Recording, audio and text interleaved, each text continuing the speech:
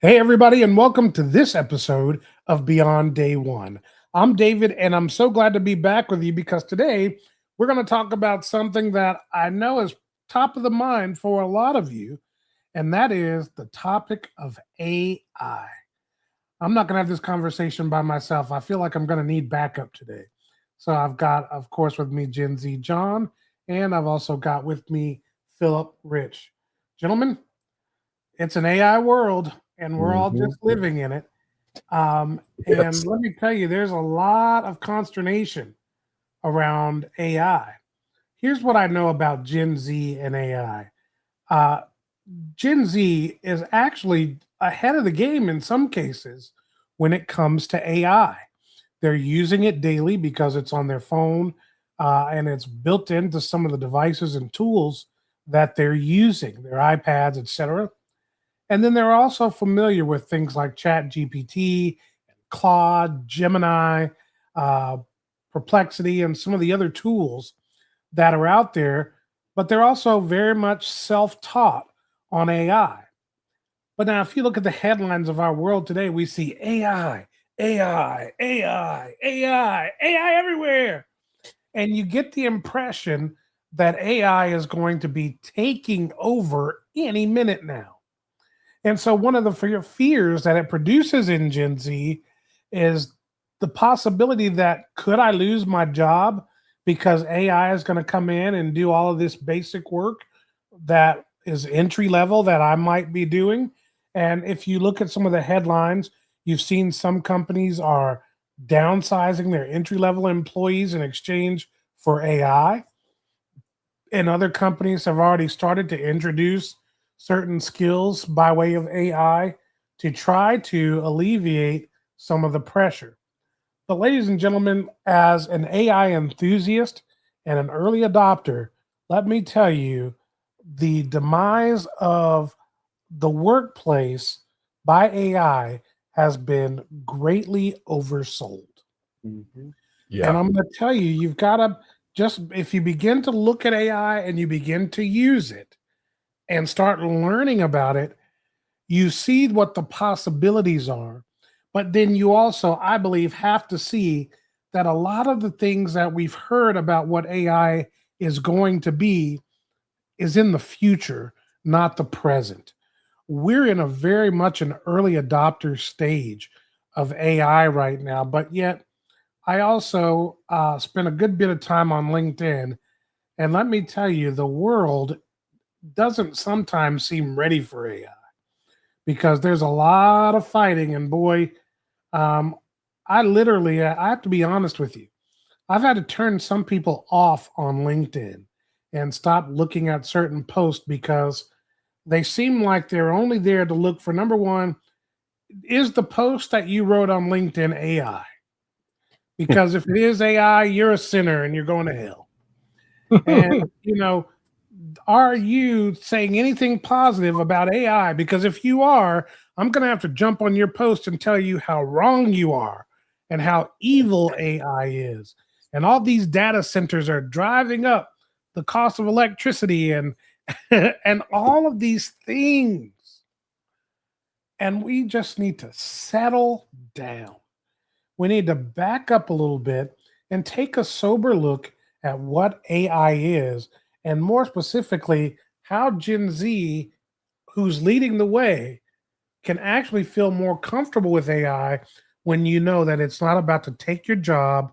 And I'm going to give you some tips in just a minute about how to ensure that you're as equipped as possible as AI grows and evolves. hmm Philip, or actually, I'll go to you first, John. Oh, You're Gen Z, John. How is AI impacting your life, and is the situation as desperate as people say it is? well, to answer the first question, AI is a wonderful tool. It helps you. For me, it helps generate ideas and helps me kind of fill in certain gaps whenever I'm trying to put something together, or maybe for like daily stuff. Honestly, it just makes things more efficient. I need to respond to this email real quick. I need to be able to fill out this chart. Boom, boom, boom. Easy peasy. That being said, I feel like that should answer the second question. It's a tool.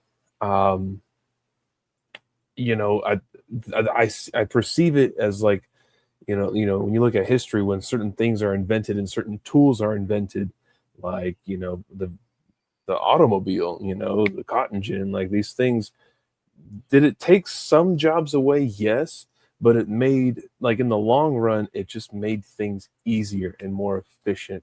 But I don't think that puts you in a place where you're at risk at all.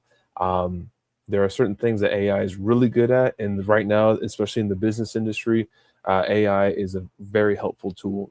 There are certain things that AI falls short of, and that is, when it comes to just like, art and content, stuff like that, people being worried about, like, writers and movies being AI generated. Um, is very, you can, like you mentioned before, you can very quickly tell that what is AI, what is not. And honestly, that type of content falls short, and it just kind of falls flat, and it has no success in it. Um, so when you view AI as a tool and not necessarily just like this digital workforce that is, replacing everybody, um, that should alleviate a lot of stress. It does for me, especially because by the end of the day, stuff needs to get done. Certain things need to be moved, and AI can't do it all, at least not yet. But I don't think, like, again, I don't.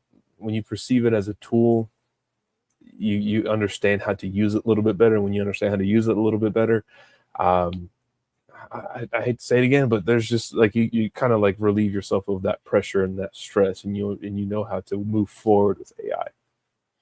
And John, what's so interesting is that when you look at what AI is being used for by most people who are using it, it's very common and simple task. It's things like managing calendar, shaping responses to emails, that type of thing. There are not, as I'm looking around and I'm learning and I'm looking for places and opportunities to grow my knowledge, I've just learned now that I could have, not just learned now, but I'm creating web pages with AI, allowing the AI to create those web pages. But they're not these overwhelmingly beautiful pages yet. They're not going to necessarily take the place of a great graphic designer or great web developer at Mhm. this point, but they do help me begin to get there. And I see how in the future I'll be able to build my own versus having to go to one of those people. But people are using it for so many basic things. And really, I would say that the number one thing that I see so much AI being used for, and if anybody's losing, I think it's Google and search engines, Yep. because people are taking Yeah. the things they used to search Google for and looking them up in AI and then having conversations that expound upon that search. And Yep. so, I see so many people who get so angry about AI. Part of it is because what AI is right now is extremely overhyped, Yes. Yeah. but it doesn't mean that AI it's AI is right now is future. It really should be called future hyped, Mhm. because what it has the potential to become and what it has the potential to do in your day-to-day life to make things a little easier, a little more able to be done, is going to potentially be significant down the road. Philip, what's your thought on AI?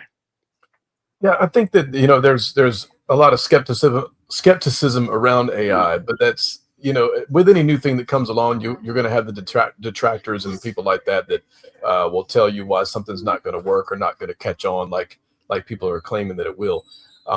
That doesn't mean that everything they say is wrong or should be discarded just because it's from a negative perspective. But you'll always also have the cheerleaders on the other side that are like, AI is going to rescue humanity from a horrible future, there's all this kind of hype on the other side as well. As with almost everything, the real answer is found somewhere in the middle, and if you're a Gen Z person and maybe you're not too keen on AI, don't throw the baby out with the bathwater. Like they're saying, there's a lot of awesome things that AI can do. But I think the most important thing is to really, like, I think David made a good point. It's like, if you're interested in AI, you really want to, find out if it's worth its salt, man, put it to the test. Spend some time going into Claude or Perplexity or Gemini or all the different ones that are out there and find out, okay, what are the limitations of this thing? You really can't break it per se. So there's nothing wrong with, throwing some experiments in there and see what it might do or what it might say. The thing that I've found useful, because I've used it, several times, it is a lot of times, an amazing information aggregator. If you're looking for something quick, like I need 10 recipes for chicken soup that'll blow your mind, man, AI can put that thing together. But then, in terms of other things like John mentioned, things that require more nuance, things that require more of the abstract or intangible types of things that honestly are just simply more human, that we understand that maybe a computer or a machine doesn't quite grab a hold of. Like an AI may tell you that you should walk to the car wash because it's closer than trying to drive. You know what I mean? It's that kind of thing. There's some completely illogical things that it might spit out at you because it doesn't necessarily understand the intention and nuance and things like that. So I would say the best way to alleviate the hesitation about it, or even the kind of spooky stuff that people are out here saying about it, is just find out for yourself and see where it can be useful to you, and also, learning the limitations of it at the same time. Yeah. That's good, Philip. John, go ahead, John. I just wanted to add one quick thought, and to kind of go full circle with my initial thought, was that when you look at history and these different inventions that were created, people were skeptical about, house appliances being created. What am I going to do all day if this is going to wash my clothes for me, and or cars and stuff like that. Like, think about like how many more job opportunities these types of tools provide. Because when you have a car that was invented, how many mechanic shops just opened up that provided jobs for people to specialize in fixing your car? And same thing for all these other things that were created for us. I think that people are, get tunnel vision. Like, this AI thing is doing this one thing that I really want to do.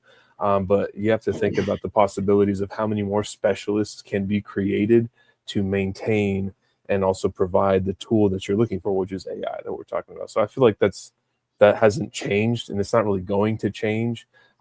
It could provide more jobs and more work for people than it could take away from. So I just wanted to kind of close that thought out altogether. Yeah, that's good, John. You mentioned earlier the whole concept of the creation of the car. Well, one of the things that happened when the car was created was the carriage makers looked at it and said, that will never catch on. Right.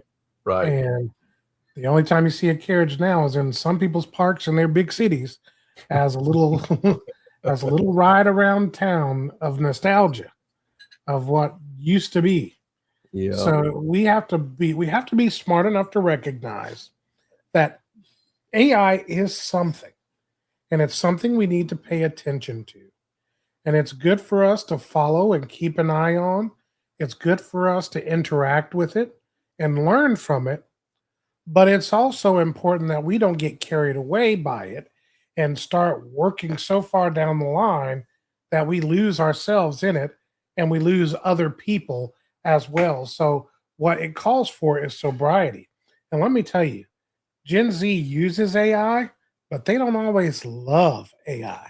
I can tell you that I did some artwork, and I had some of my Gen Z compadres look at it, and all of them collectively looked at some of it and said, I don't like that because it's AI.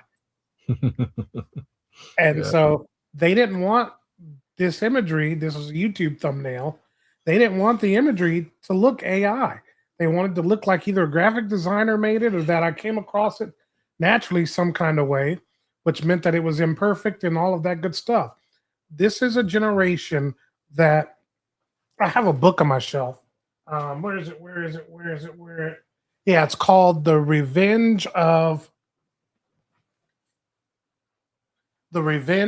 Analog.